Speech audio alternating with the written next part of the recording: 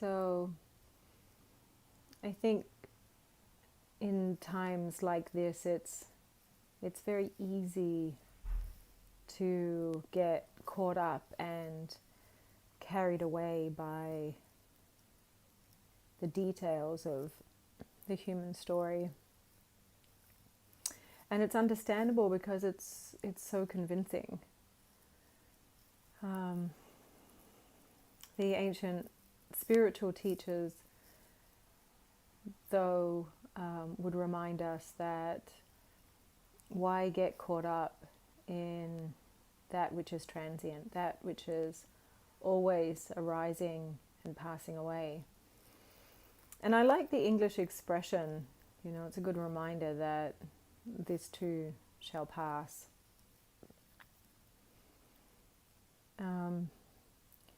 We also learn through meditation that if something is arising, something uncomfortable, even painful, that it is arising so that it can pass on. It's rearing its head so that we can look at it, so that we can pay attention to it. In fact, in a way, that's its function. Its function is for us to pause and give it attention. So its function is to focus our attention.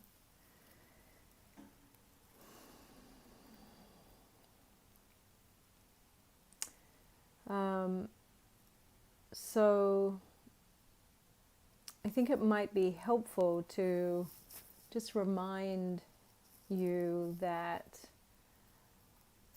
what this world is the manifested realm of story. It's the archetypal energies manifesting as a storyline that gets played out in this physical realm.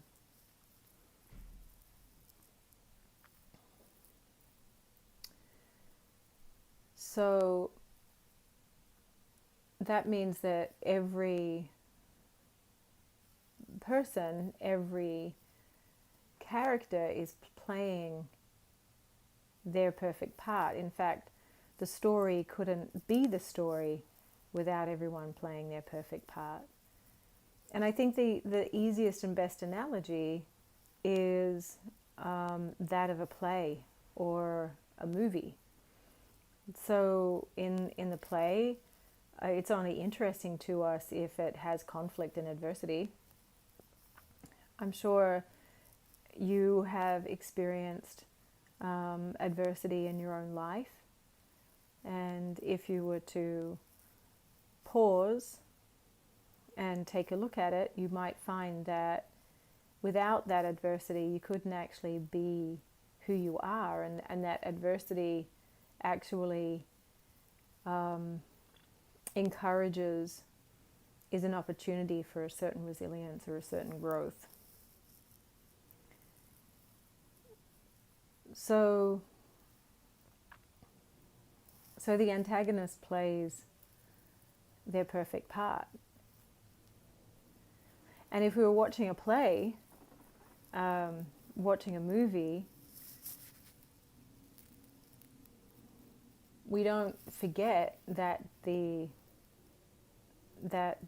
person playing the part of, say, the antagonist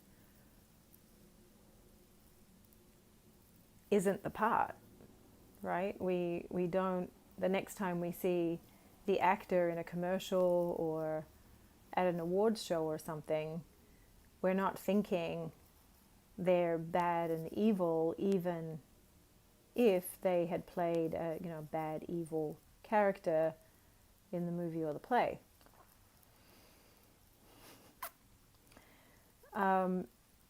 So to have this and apply it to our experience here in this world, in as we play in the human story, in the human play, that would be holding the cosmic perspective. That would be aligning your vision to God's vision, to true vision. So I was sharing with a new friend the other day the story of my friend and my client Tom, and I'm using his name because he's given me permission to, and I probably have before in these conversations, and he's on my YouTube channel. And it's a great story because at the time when I started my work, I didn't know what I was taught in that session.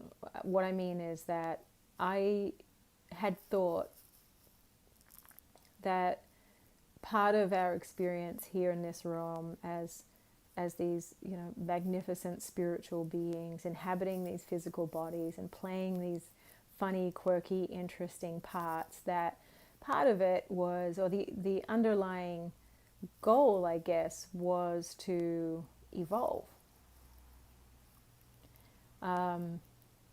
to return to love, out of which we were born. But what I learned out of this session with Tom is that actually not all of us came here to evolve, to return to love here in this experience, in this lifetime, because they already are love. They already are, and we all already are fully formed souls. And I know that we often use the language of old soul, but it's just an appearance. Actually, there's no such thing as an old soul. We're all old souls. It's just really a matter of what part we're playing, what energies, what archetypal energies are we bringing forth through our physical existence. So in this session, Tom at the time was going through a stressful patch. He was going through an ugly separation with his wife, and it was causing some stress. And so he was coming in for a session really to just experience, peace.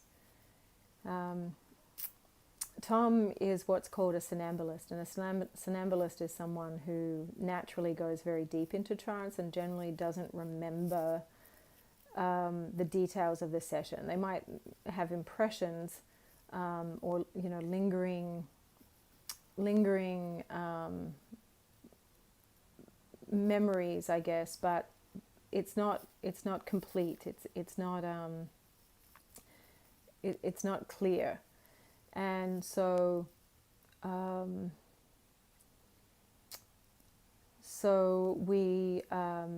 so I asked him if he would want to talk about his wife and that experience, and at the time, and so Tom, if you're watching this, I don't know if you remember, but he didn't want to. He said no, and he swore, and he said, I don't want to give any energy, any time to her.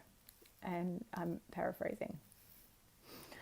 But my response to that was, I can understand that, but actually it's hurting you. And so it's you I care about. It's your peace that I care about. And so let's see, let's find out, what is her purpose? What is this for? And how could this possibly be helping you actually? So he agreed, and sure enough, he goes quickly into trance. I think he was exhausted. And so a part of the infinite consciousness came through, and even at the realm of infinite consciousness, there are archetypal energies that come through that also. So the infinite wisdom can appear kind of as form in the etheric realms through our mind. It's kind of like telepathy. And so I can't remember who came through. It might have been Gabrielle. I can't quite recall. But when we asked, so what is the purpose? What is the purpose of this character, this adversity, this conflict in his life? The higher self started laughing actually, and said, oh, he's forgotten their friends actually, and they love each other. And so she volunteered to play this part for him so that he could experience it.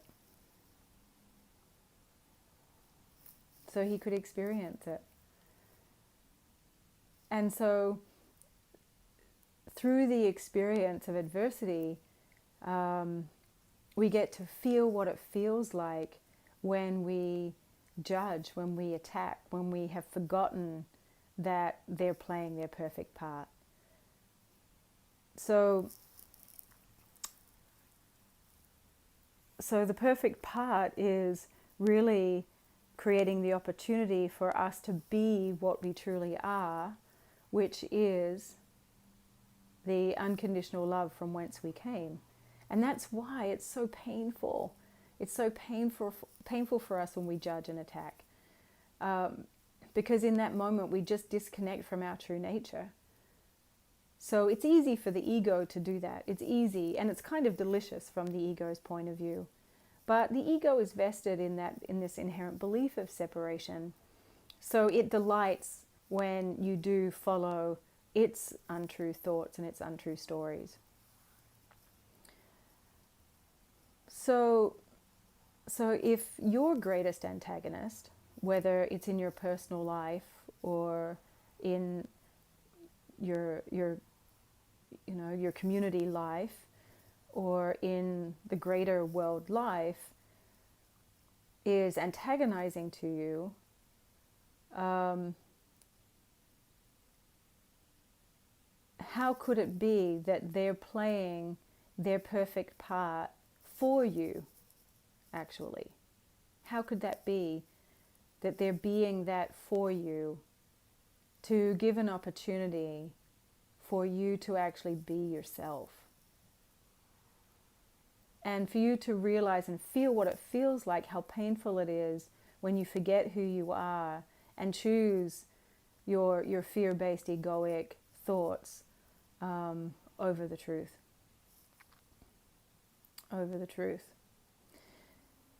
So what would it be like then to see them as you would the actor on the stage? Seeing that they're playing their part perfectly. And if they're really pushing your buttons, again, whether it's a personal relationship or whether it's more of a global one, if they're pushing your buttons, then they're doing a good job. They're doing it right. They're actually playing their part with integrity and in a way that you probably asked them to, from a part of yourself that you've forgotten.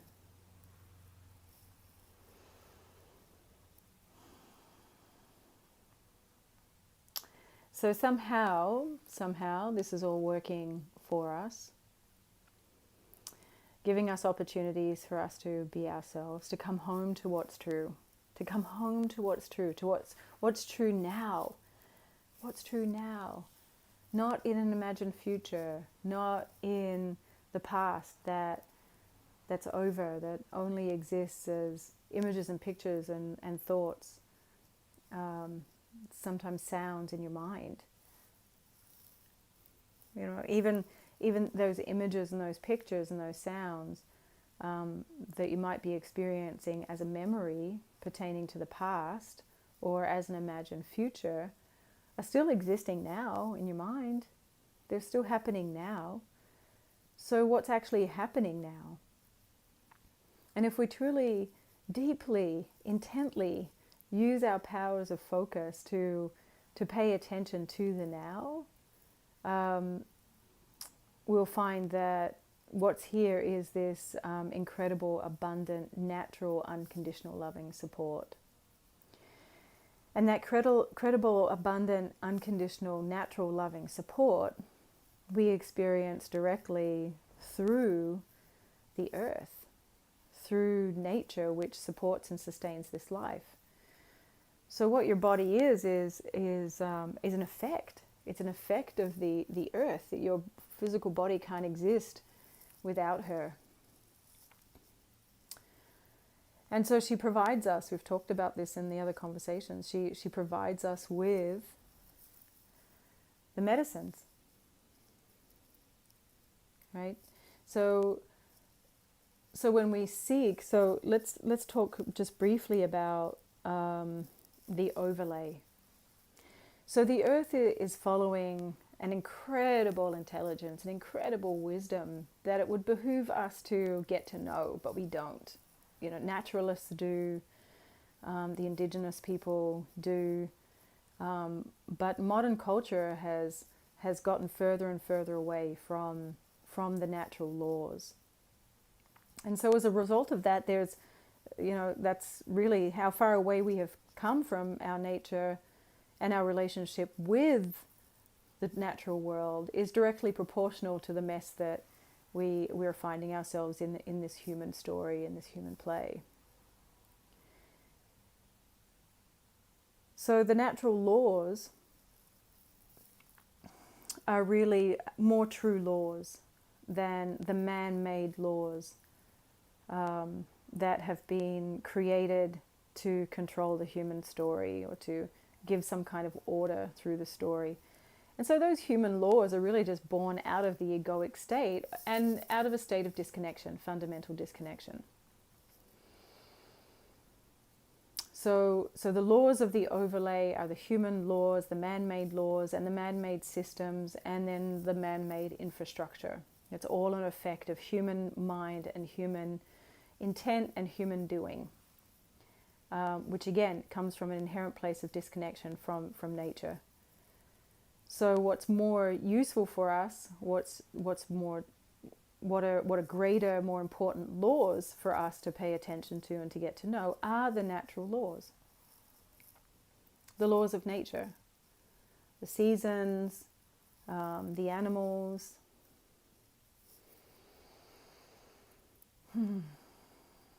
the elements.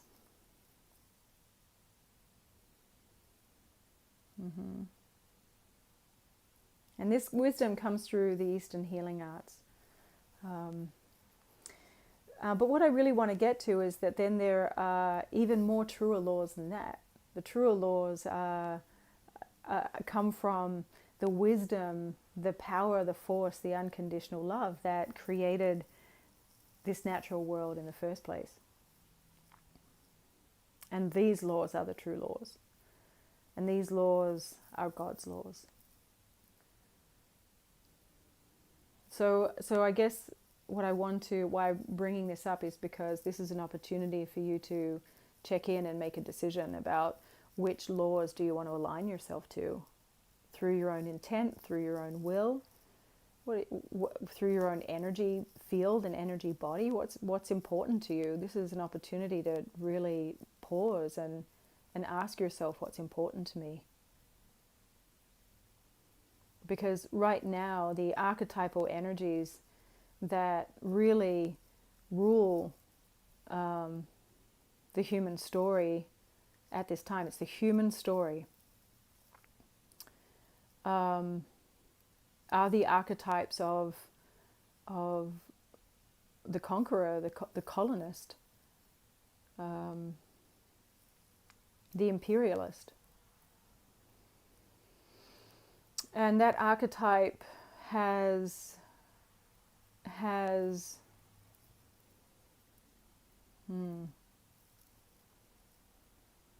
its sidekicks, I guess. And the sidekicks are the spellcaster, the shapeshifter, the trickster, and so we're being seduced. We're being seduced by stories. We're being tricked. We're being turned on our heads, and it's interesting, and And the effect of that is it's kind of like going into the ocean and then being caught up by the undertow and then being tumbled by the waves, and just not knowing what's up or down, or not knowing what you can trust. And so that's why I wanted to take the time to go through the laws, because that's what you get to ask yourself. What laws, what energies, fundamental to my nature, to myself, do I wish to know, align, trust, and live by?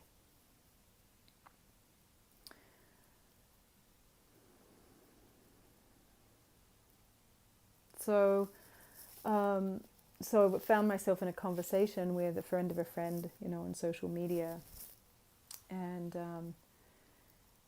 and and so one of the things that I was saying is that so there's a lot of dissonance with the storyline of the virus. And if you've watched any of my previous conversations, you know I've already played with it, right? I hardly ever use the language because I don't want to give it any energy or attention. I've told you stories about where we disarmed it in our own, me and my friend, disarmed it in our own consciousness. By making fun, and it's not in any disrespectful way to the impact that this virus has had.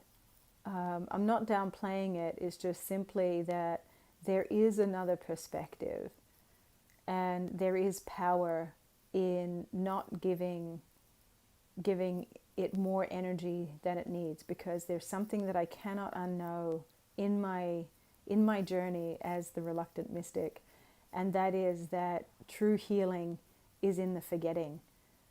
And it may be very difficult for some of you to hear this, but if we all literally chose joy, chose to give all of our conscious attention to whatever it is that gives us joy, we gave all of our attention, this moment, this moment, this moment, this moment, this moment, gave all of our attention only to that which gives us joy, or that which brings peace, or that which evokes love, it would cease to exist in our reality. It would cease to exist in our reality. But enough of us have hooked into it, into our consciousness, and allowed it to stay here, because as I said in meditation, if something is arising, it's here to pass on. It's not here to stay. But somehow, for some reason, collectively, it's important to keep it for now. But just know that you're keeping it. You've made that choice on some level of your consciousness to keep it. So anyway, I entered into this conversation with a friend of a friend on Facebook. And what I found myself writing in response to this was that, our mind has so much power. And when something new, something novel comes in, we have to integrate it into the human story, into the human experience, to let it integrate into every aspect of our being. And so, for example, I remember when commercial airline travel was new for us. Remember, you used to, if you're old enough to remember, which I am, we used to get dressed up in our best clothes. You didn't go on a flight wearing, your sweatpants. No way. No way. You got dressed up. It was a thing. And, people talked about air sickness. And to that, there were, vomiting bags in the pocket of every seat. And that's because this was new. This was new to the human story. And so we hadn't quite digested it. We hadn't quite metabolized it. We hadn't quite integrated it. And so literally, it made some of us sick. And so when something novel comes in, it can make some of us very sick.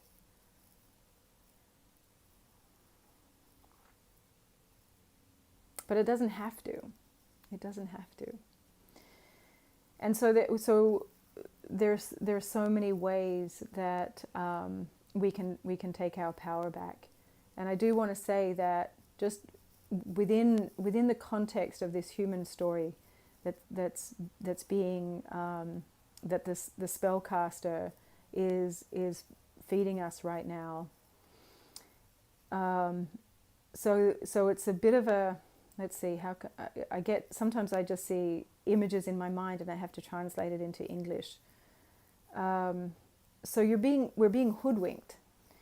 And so in the name of safety, you're being provided something that you think will keep you safe, when in fact you're already completely safe.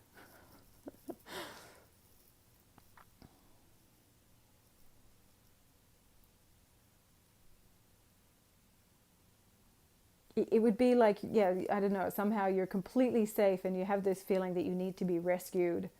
So you reach up to be rescued. Actually, it's reminding me of the story that I told one time in another video a long time ago about the bird who ended up landing in the shit. Anyway, it didn't end well for the bird, is what I'm saying. Maybe I'll bring that up another time. But it doesn't end well for the bird. So the bird looks to get rescued because it thinks it needs to be saved. But actually, it was perfectly safe. It was perfectly fine. It was warm in the shit. It was happy there. And all it needed to do was just pause and just wait, because eventually the shit turns to dust. Eventually the shit becomes nothing. But she didn't. She looked out to get help, and help when she didn't need it, and it didn't end well for her. So I think what I wish to share in this video, and I'm taking the time. I feel this is so important to take the time, is that actually what you are, not only the physical body, but every aspect of you, every aspect of your nature is so incredibly wise, so incredibly intelligent, and so geared towards wellness and wholeness, that if you could only have faith and trust in your own, and remember your own ability to be able to be strong, to be resilient, to be healthy, to be whole, you wouldn't be so easily seduced by what's going on. And so what I was going to say is that, yeah, we're being hoodwinked under the guise of this, oh, I'll keep you safe. Here, take my vaccine. But I want you to know, if it really was about public safety, if that was really true, if the powers that be really were vested in your health and well-being, really, if we were to really look at it, and if we're really looking at all the features in the overlay, I'm telling you, smoking, I was saying this to this friend, smoking would have been banned 50 years ago. Smoking is a killer. Why didn't they ban it? Secondhand smoke, why don't they ban it? It's well documented that our food, the food industry is making us sick. The fact that McDonald's even exists, the fact that Coca-Cola as a liquid, as a beverage even exists. But you don't even know. You don't even know because you don't think about it.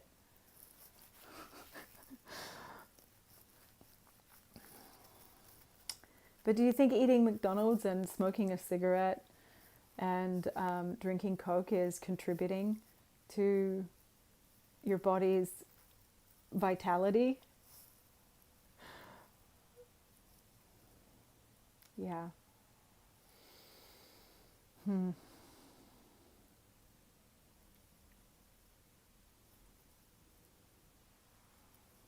So as a natural healing professional,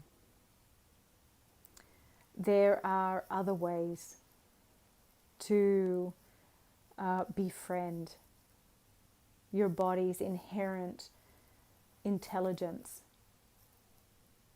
to create the right conditions to support the environment for resilience, for health, for wellness. There's so much you can do. So much. My invitation would be to learn these things, to learn what you can do. Because you don't need to be waiting around. This is part of the spell casting, that you're waiting around for an invasive, biologically altering, not supporting, it's altering, right? You're hoodwinked. Biologically altering technology. So when you're a natural healing practitioner, what you can't unknow is that man-made medicines are crude medicines. And the more sophisticated medicines, the most sophisticated medicines are actually meditation and prayer.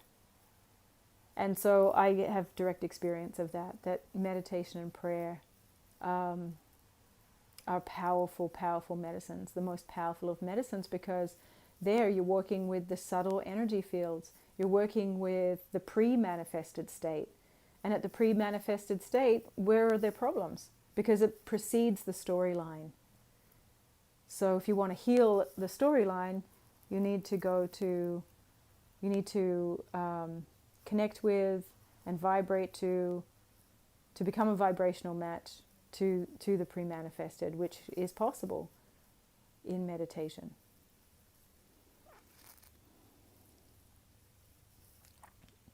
So this is this is a play. This is a game. So just ask yourself, how do I want to play? And how can I best be myself moment to moment? What gives me joy? What lights my heart? What makes my whole body smile? And I bet the answer to that is not masking up, is not being sequestered in your home, is not being able to eat at a restaurant or go to a concert. I bet it's none of those things.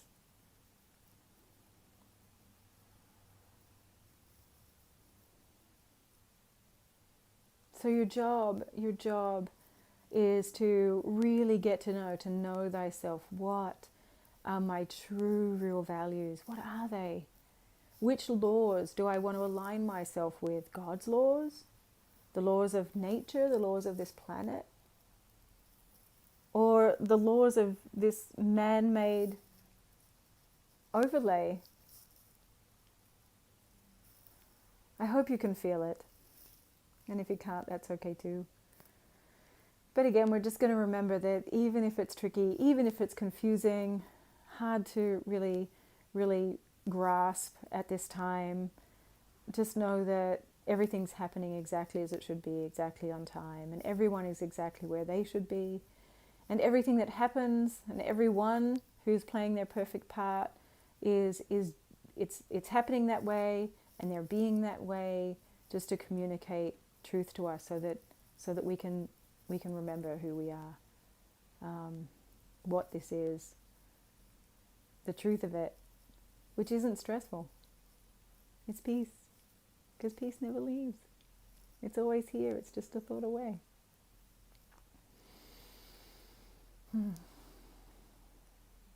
All right, my loves. This video is enough for 3 days. Coming up to 35 minutes, my goodness. Well, anyway, until next time.